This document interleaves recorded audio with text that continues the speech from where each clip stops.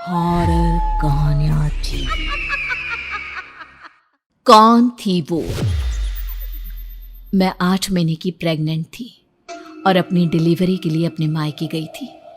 माँ ने मुझे फोन पर बताया, घर के पीछे की तरफ जो खाली जमीन थी ना, वहां पर एक नया कमरा बनवा लिया है। इतने सालों के बाद जैसे ही अपने घर में कदम रखा, कुछ अलग सा लगा। माँ, ये घर के पीछे की तरफ नया कमरा बनवाने की क्या जरूरत थी? अरे बेटा, घर के पीछे दूर दूर तक खाली जमीन है।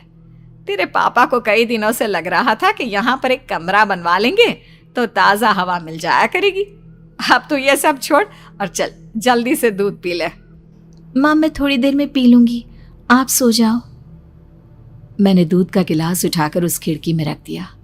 पता नहीं कब आंख लग गई। अचानक से खिड़की के पल्लों के खड़कने की तेज आवाज आई। दूध का गिलास धड़ाम से जमीन पर आ गिरा। जमीन पर गिरते ही दूध का रंग लाल हो चुका था। मैंने खिड़की से झांक कर बाहर देखा। चारों तरफ धुप अंधेरा था। उस अंधेरे की तरफ से कुछ आवाजें आ रही थी, जैसे छोटे बच्चे आपस में खिलखिलाकर मस्ती कर रहे हो।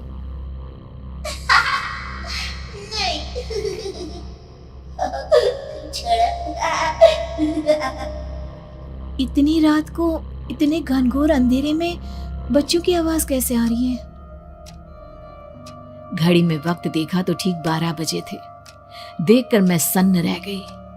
बुरी आत्माओं और भूतों की कई कहानियां मैं सुन चुकी थी।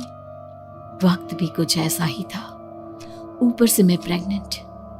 सुना था कि ऐसे वक्त में अक्सर बुरी आत्माएं औरतों का पीछा करती है, तो क्या मेरे पीछे भी?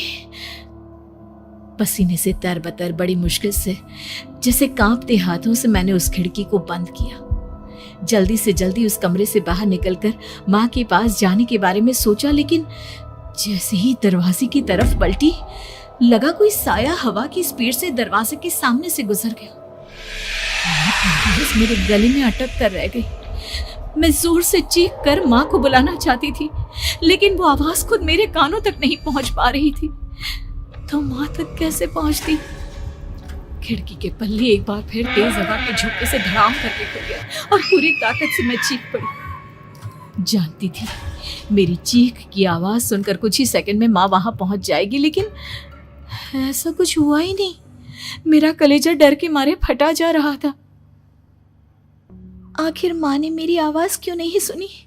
इतनी गहरी नींद में तो माँ कभी नहीं सोती। ठीक पीछे खुली हुई वो खिड़की। मुझ में इतनी ताकत नहीं बची थी कि मैं पलटकर उस तरफ देख भी सकूं। हवा का एक सनसनाता हुआ झोंका उसी वक्त मेरे कानों से आकर टकराया। लगा जैसे किसी ने दबी हुई आवाज में धीरे से मुझसे कहा, चली जाओ यहाँ से। मैंने दोनों हाथ अपने कानों पर रख लिए और एक बार फिर ताकत लगाकर जोर से चीखने की कोशिश की। माँ! पापा! मेरी आवाज उस कमरे की दीवारों से टकराकर वापस मुझे ही सुनाई दे रही थी। जितनी ताकत के साथ मैंने चीखने की कोशिश की थी, कुछ ही देर बाद उससे कहीं ज्यादा तेज और दर्दनाक चीख मुझे सुनाई देने लगी। कि आवाज ठीक मेरे पीछे खिड़की से आ रही थी। वो आवाज मेरे कानों में पिघलते हुए लोहे की तरह गिर रही थी। उन आवाजों में हैवानियत थी। वो आवाजें किसी इंसान की नहीं है, इतना मैं समझ चुकी थी। कांप रहे हाथों से मैंने अंधेरे में कुछ ढूंढने की कोशिश की। तभी अचानक मेरा हाथ बेड पर रखी टॉर्च पर पड़ा। किसी तरह ताकत लगाकर टॉर्च का बटन ऑन किया, लेकिन ये क्या? सामने दरवाजे पर 3 छोटी लड़कियां खड़ी हुई थी। उनके हाथ में स्टील के चमचमाते हुए चाकू थे। मैं घबराकर लड़खड़ाई और पीछे की तरफ हटी, लेकिन तब तक वो मेरे पास आ चुकी थी।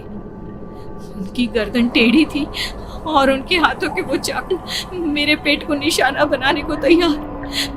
मैं जोर से चीखी, नहीं, छोड़ दो मेरे बच्चे को, मत मारो, मत मारो, छोड़ दो मेरे बच्चे को। सोनाली, क्या हुआ बेटा? तू इतनी डरी हुई क्यों है? उठ बेटा, क्या हुआ? हड़बड़ाकर मैंने अपनी आंखें खोली। देखा तो दिन निकल आया था। माँ मुझे जगा रही थी। मेरा चेहरा पूरा पसीने से लथपथ था। क्या हुआ बेटा, तुमने कोई बुरा सपना देखा क्या? मैं अभी तक अपने पूरे होश में नहीं थी। वो मेरे बच्चे को मार देगी माँ। वो लड़की मेरे बच्चे को।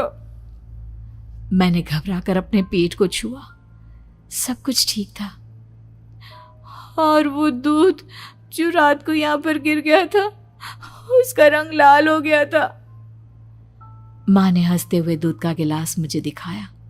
तुमने दूध पिया ही नहीं, पूरा का पूरा ऐसे ही रखा हुआ है। तुमसे कहा था ना सोनाली, सेहत के लिए लापरवाही ठीक नहीं बेटा। लेकिन मैंने तो सब कुछ अपनी खुली आंखों से देखा था।